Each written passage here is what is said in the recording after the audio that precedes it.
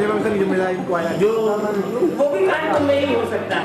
और इसी क्रम में सबीना अदीब जी जो इस कार्यक्रम की सम्मानीय श्रोता, मेरे लिए एक आदेश है, मैं समझी कि कार्यक्रम शुरू हो गया, लेकिन रमेश जी का आदेश है, सचिन अवस्थी जी, रमेश अवस्थी जी, आप सब, क्योंकि ये श्री राम सेवा मिशन है तो मेरा भी कर्तव्य बनता है कि क्यों ना मैं आपको राम की ही वंदना इस वक्त सुना। क्या बात है, जोरदार तालियां। राजे मोरे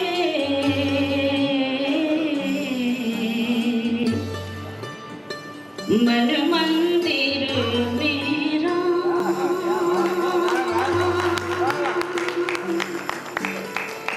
विराजे मोरे मन मंदिर मेरा, मैं तो सदा उनके गुण गाऊं, मैं तो सदा उनके गुण गाऊं, दूजे से क्या काम, विराजे मोरे मन मंदिर मेरा। राम की वंदना अगर शबीना अदीब पढ़े और उसके लिए तालियां और आशीर्वाद अगर इतना कम हो तो मैं समझती हूँ कि ये हमारे लिए अफसोस की बात है। विराजे मोरे मन मंदिर मेरा, वो है जगत के पालनहारे, वो है जगत के पालनहारे, हम दुखियों के तारनहारे, वो है जगत के पालनहारे, हम दुखियों के तारनहारे, उनकी दया से, उनकी दया से जगमग जगमग आशाओं की शाम, विराजे मोरे मेरा, विराजे मोरे मन मंदिर मेरा। शहर का ही हूँ, यही कानपुर का ही हूँ, करतल किशोर नाम है। तो मैं चार पंक्ति करके कुछ मुक्तक पढ़ता हूँ, जितनी हिम्मत बंधा पा रहा हूँ। बहुत बड़े लोग मेरे सामने हैं वैसे भी। पत्थर शिवाला नहीं जा सका, जिसने जीवन से हमको निकाला सहज, उसको दिल से निकाला नहीं जा सका, उसको दिल से निकाला नहीं जा सका। और चार पंक्तियां मेरे आराध्य का नाम आएगा, आप इसमें देखिए, स्नेह दे कि अंततः वेदना।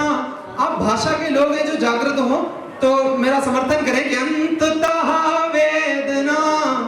आप सब प्रबुद्ध लोग हैं, आपकी दिशा से समाज की दिशा तय होती, आप जहां चाहे उस समाज को वहां मोड़ ले जा सकते हैं। मैं यहाँ खड़े होकर के चोरी हो गई चने के खेत में नहीं पढ़ना चाहता।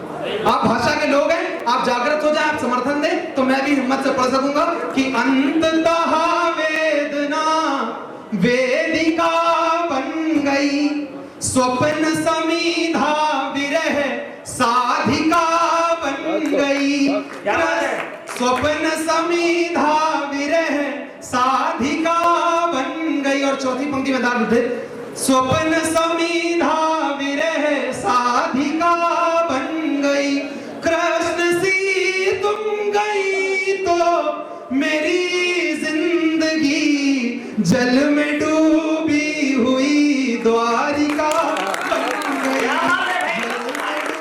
यदि बदलनी तुम्हें ये दशा है, यदि बदलनी तुम्हें ये दशा है, तब तो प्रतिदान देने पड़ेंगे। यदि बदलनी तुम्हें ये दशा है, तब तो प्रतिदान देने पड़ेंगे।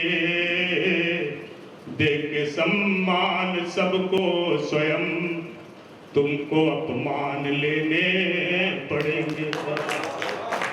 दे के सम्मान सबको स्वयं तुमको अपमान लेने पड़ेंगे। भागती भीड़ को मत निहारो, भागती भीड़ को मत निहारो, खुद को देखो कहाँ तुम खड़े हो। भागती भीड़ को मत निहारो, खुद को देखो कहाँ तुम खड़े हो। ये न जाना तो क्या तुमने जाना, बेवजह मत कहो के बड़े हो। बेवजह मत कहो के बड़े हो। सच में पा जाओगे तुम बड़ाई, सच में पा जाओगे तुम बड़ाई, किंतु बलिदान देने पड़ेंगे। दे के सम्मान सबको स्वयं तुमको अपमान लेने पड़ेंगे। बहुत शानदार, बहुत शानदार। उनसे सीखो जो इस जहां में कोई मिसाल बने, उनसे सीखो जो इस जहां में कोई मिसाल बने। आओ हम तुम यहाँ जलती हुई मशाल बने, आओ हम तुम यहाँ जलती हुई मशाल बने। हर व्यक्ति के अंदर एक सुलगन होती है, लेकिन बहुत कम लोग होते हैं जो उस सुलगन को महसूस करते हैं। यूं ही सुलगे रहे तो बात बिगड़ जाएगी, ये जो सुलगन है किसी मोड़ पे बुझ जाएगी। भूख से तड़पे लड़े वो ही बेमिसाल बने, आओ हम तुम यहाँ जलती हुई मशाल बने, आओ हम तुम यहाँ जलती हुई मशाल बने। क्या करें कैसे करें, किसी के दोष गिना कर कहाँ भला होगा, किसी के दोष गिना कर कहाँ भला होगा। अब तो तैयार हो कि सिर्फ जल जला होगा। काल क्या होता है हम खुद ही महाकाल बने, आओ हम। बहुत सुंदर भाई, अद्भुत गीत। बताना चाहता हूं राष्ट्रवाद एक धर्म युद्ध है और धर्म युद्ध से कोई भी तटस्थ नहीं रह सकता। तब शुरुआत करता हूं कि सुप्त प्राय प्रौढ़ वृद्ध जवानों का लहू रहा तो शत्रु कैसे पाएंगे शिकस्त धर्म युद्ध में। ओ महारथियों का मौन टूटा तो दंभियों का षड्यंत्र कैसे होगा ध्वस्त धर्म युद्ध में। कि सुप्त प्राय प्रौढ़ वृद्ध जवानों का लहू रहा तो शत्रु कैसे पाएंगे शिकस्त धर्म युद्ध में। ओ महारथियों का मौन टूटा ना तो दंभियों का षड्यंत्र कैसे होगा ध्वस्त धर्म युद्ध में। ओ याद कीजिए कि नीतियां अनीति पे अड़े थे विविध कला के सिद्ध हस्त धर्म युद्ध में। याद कीजिए कि नीतियां अनीति पे अड़े थे विविध कला के सिद्ध हस्त धर्म युद्ध में। ओ पापियों के साथ में पितामह खड़े थे और केशव भी थे कहां तटस्थ धर्म युद्ध में।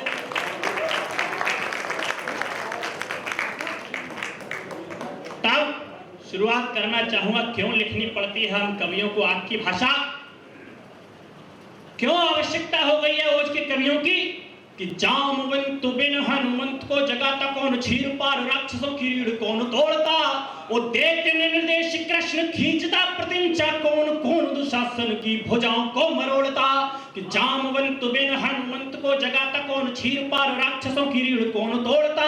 वो देते निर्देश कृष्ण खींचता प्रतिंचा कौन, कौन दुशासन की भुजाओं को मरोड़ता। वो विष्णुगुप्त चंद्र को बनाते न अगर सूर्य, भारती के खंड खंड भाग कौन जोड़ता। कि विष्णुगुप्त चंद्र को बनाते न अगर सूर्य, भारती के खंड खंड भाग कौन जोड़ता। वो ओज न सुनाते यदि चंद्र जी चौहान को तो, गोरी पर शब्द भेदी बाण कौन छोड़ता। प्रोग्राम के लिए एक बार तालियां हमारे बड़े भाई के लिए हो जाएं। और ऐसे ही नहीं रमेश अवस्थी बने, उसके पीछे तमाम उनकी तपस्या और परिश्रम है। 4 पंक्तियां उनके सम्मान में पढ़ना चाहता हूं कि कभी वो राह में बिखरे हुए पत्थर नहीं गिनते, सफर का शौक है जिनको किलोमीटर नहीं गिनते। उन्हें भी दर्द देती है सफर की मुश्किलें, लेकिन जो मंजिल तक पहुंचते हैं कभी ठोकर नहीं गिनते। तो एक बार तालियां भाई साहब के लिए। मैं अपने क्रम में हूँ, 5 मिनट केवल आपका लूंगा। ओलंपिक पूरे विश्व में जीता गया तो लोगों ने कहा कि यार तुम्हारे कानपुर के लोग ओलंपिक नहीं जीत पाते, उत्तर प्रदेश के लड़के कितने नकारा हैं, हमेशा के हरियाणा और पंजाब के लड़के जीतेंगे। तो मैंने आपको कारण बताऊं, एक मैंने टिप्पणी करी, पूरे देश में पॉपुलर हुई। मैंने कहा उसका एक कारण है, हरियाणा का लड़का सुबह 4 बजे उठता है, 2 घंटे जिम जाता है, जिम जाने के बाद आता है, नाश्ता करता है, उसके बाद वॉक करता है, फिर वो अंग्रेजी अखबार पढ़ता है, हिंदुस्तान टाइम्स या टाइम्स ऑफ इंडिया, चाय पीता है, उसके बाद सो जाता है, शाम को उठता है, फिर वो जिम जाता है, जिम जाने के बाद वो नाश्ता करता है, उसके बाद 2 घंटे फिर पार्क में टहलने जाता है, टहलने के बाद वो खाना खाता है, उसके खाना खाने के बाद कि खाना पच जाए 1 घंटा वो और टहलता है, उसके बाद वो सो जाता है। कुल मिला के एक दिन में हरियाणा का लड़का 4-6 घंटे जिम, 4-6 घंटे घूमता है। उत्तर प्रदेश के लोग, खासकर कानपुर के, सुबह 9:30 बजे उठते हैं, नीली जीन्स, सफेद हाफ शर्ट, सबसे पहले जाते हैं अपने घर के नजदीक चौकी, वहां के चौकी इंचार्ज के साथ एक सेल्फी लेते हैं और डालते हैं बड़े भाई राम प्रकाश कनौजिया नए चौकी इंचार्ज का सानिध्य प्राप्त हुआ। ताली एक बार जोरदार बजा दीजिए। तो बताइए भैया हम लोग ओलंपिक जीत जाएंगे। उसके बाद वो अपने घर आ जाता है, खाना खा के कानपुर का लड़का सो जाता है। सोने के बाद अपने 4-6 लड़कों अपने साथ जब दोस्त इकट्ठा होते हैं तो बियर की बोतल खुलती है। उसके बाद स्पीकर खोल के उसी चौकी इंचार्ज जिसके साथ वो सेल्फी लेता है, स्पीकर खोल के फोन करता है कि तुमने हमारे जो दोस्त को पकड़ा था, शाम तक छोड़ देना नहीं, तुमको हम निपटा देंगे।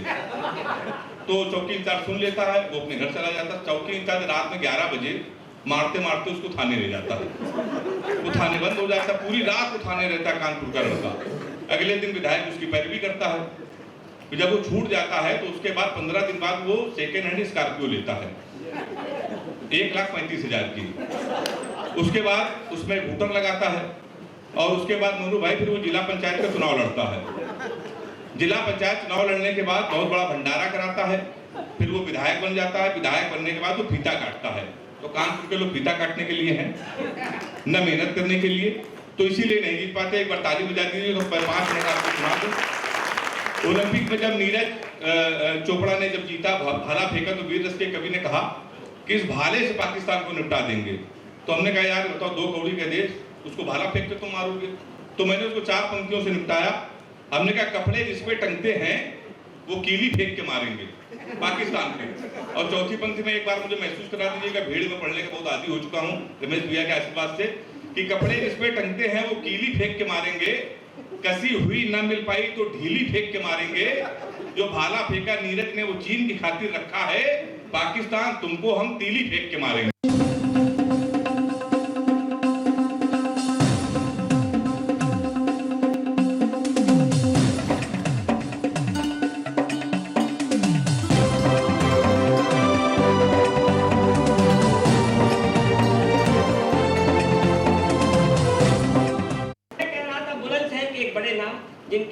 जिनके सम्मान में सिर्फ यूँ कहा जा सकता है कि वो मतलब ईमानदारी की बात ये कि बहुत बड़े कद का आदमी एक रास्ता ऐसे ही कोई सचिन अवस्थी या रमेश अवस्थी नहीं बन जाता, कोई दर्द भरी छाँव में ठहरा नहीं होता।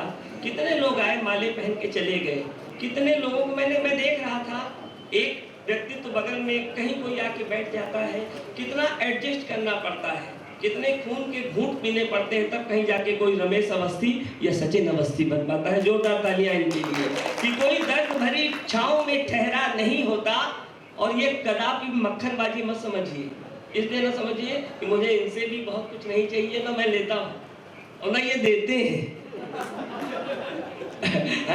तो कोई दर्द, ये बिल्कुल सच्ची बात। रमेश भैया को जैसा मैं जानता हूँ, मुझे यूँ लगता है कि जितना मैं रमेश भैया को जानता हूँ उतना सब जानते हैं। अगर ये बात सच हो तो एक बार जोरदार तालियां। क्यों? क्योंकि सबके साथ ही सबकी तरह हो जाते हैं, सबके साथ, जिसके साथ रहते हैं उसको लगता है कि रमेश भैया मेरे। ये जो कला है गुरुवर, ये हमको भी सिखा दीजिए, जिससे सारे कवियों को ये लगे कि ये हमारा ही आदमी है ना। खैर मैं कह रहा था इनके लिए 4 पंक्तियां कि कोई दर्द भरी छांव में ठहरा नहीं होता, दिखने में अगर जख्म सुनहरा नहीं होता, और एक रास्ता तय करके ही मिलती है बुलंदी, सागर भी किनारे से ही गहरा नहीं होता। सुनिएगा 4 पंक्ति इसी खानदान की कबीले की। कहा यह है कि बड़ा चालाक है, अंधे को दर्पण बेच देता है। बड़ा चालाक है, अंधे को दर्पण बेच देता है, बताकर राम की लकड़ी को चंदन बेच देता है। बड़ा चालाक है, अंधे को दर्पण बेच देता है, बताकर राम की लकड़ी को चंदन बेच देता है। सड़क के उस मदारी की तरह हैं ये सियासतदां, दिखाकर सांप जो लोगों को मंजन बेच देता है।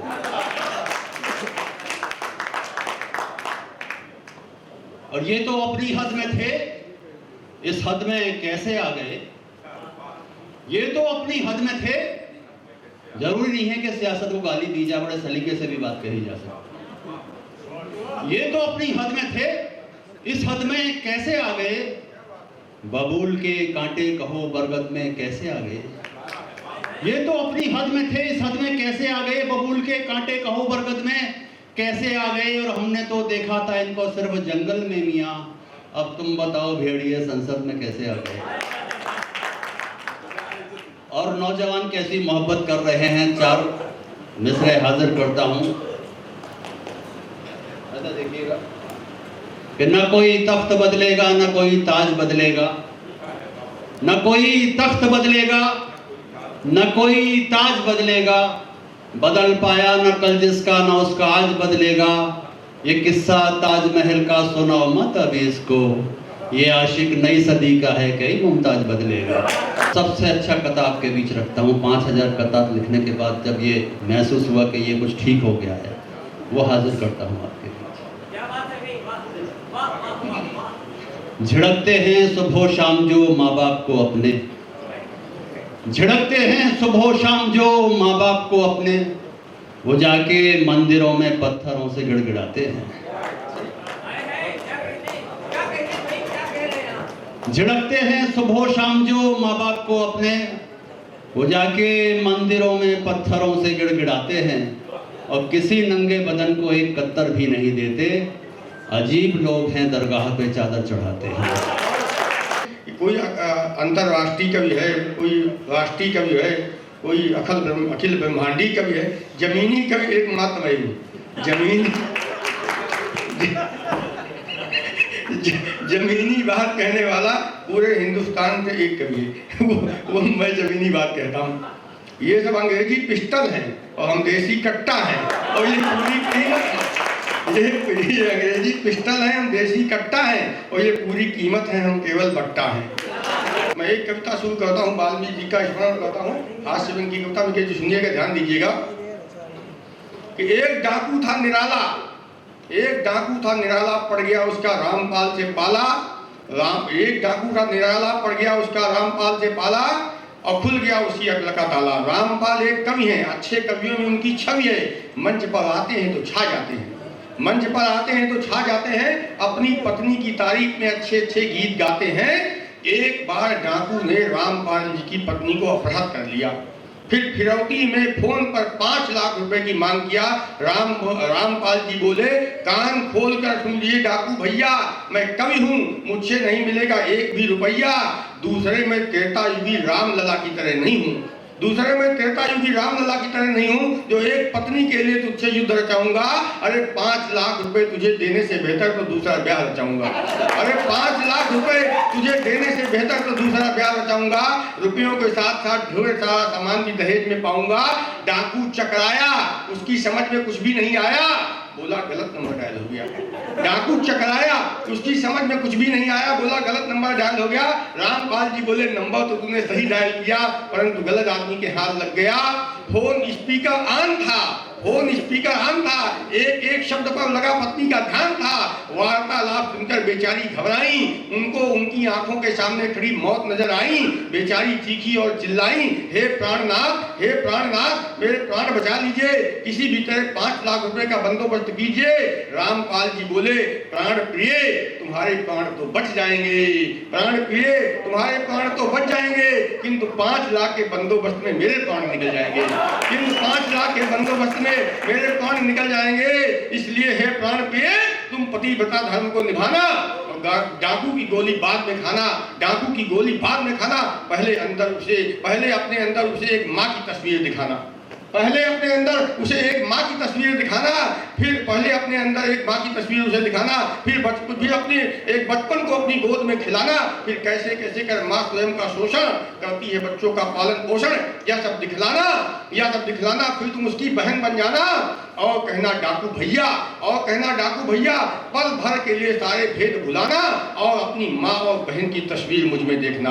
किस मोहब्बत से कल तक ये कहते थे तुम, चांद तारे बिला दूं अगर तुम कहो। और जहां जहां तक मेरी आवाज पहुंच रही है, आप मौजूद हैं, एक शेर सुनाती हूँ कि दूसरों को बुरा कहने वालों सुनो, खुद को भी तो जरा एक नजर देख लो। दूसरों को बुरा कहने वालों सुनो, खुद को भी तो जरा एक नजर देख लो। अपने भी ऐब तुमको नजर आएंगे, अपने भी ऐब तुमको नजर आएंगे। आईना मैं दिखा दूं अगर तुम कहो, अपने भी ऐब तुमको नजर आएंगे। आईना मैं दिखा दूं अगर तुम कहो। सब यहाँ पर हैं अपने पराए नहीं, सुने वीर जी, सब यहाँ पर हैं अपने पराए नहीं, और अपनों से बातें छुपाते नहीं। सब यहाँ पर हैं अपने पराए नहीं, और अपनों से बातें छुपाते नहीं। जिक्र जिसमें तुम्हारी जफाओं का है बेवफाई, जिक्र जिसमें तुम्हारी जफाओं का है, वो गजल भी सुना दूं अगर तुम कहो। जिक्र जिसमें तुम्हारी जफाओं का है, वो गजल भी सुना दूं अगर तुमको। हम सब एक हो जाए, अंतिम 4 पंक्तियां, क्योंकि बहुत बड़ा मंच हो गया। राणा प्रताप की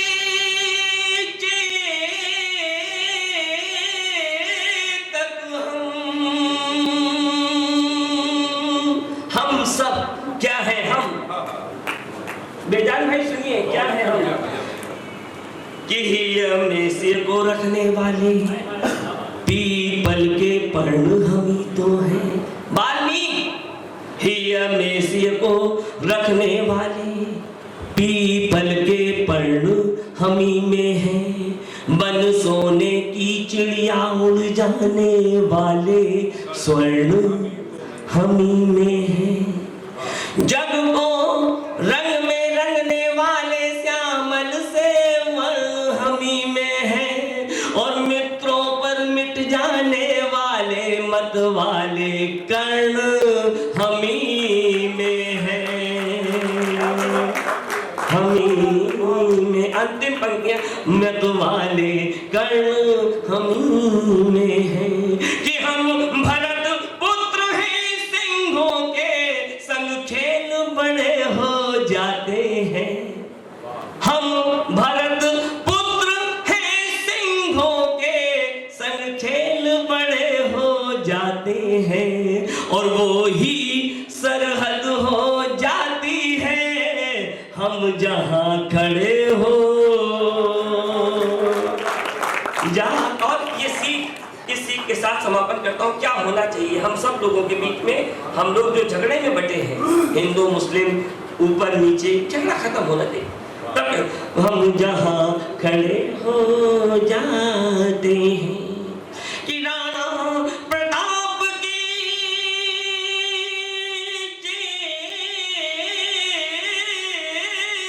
तक हम रफ्तार बदल कर रख देंगे।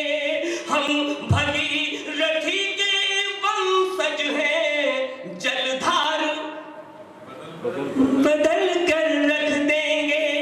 हम ही गांधी, हम ही सुभाष, यलगार बदल कर रख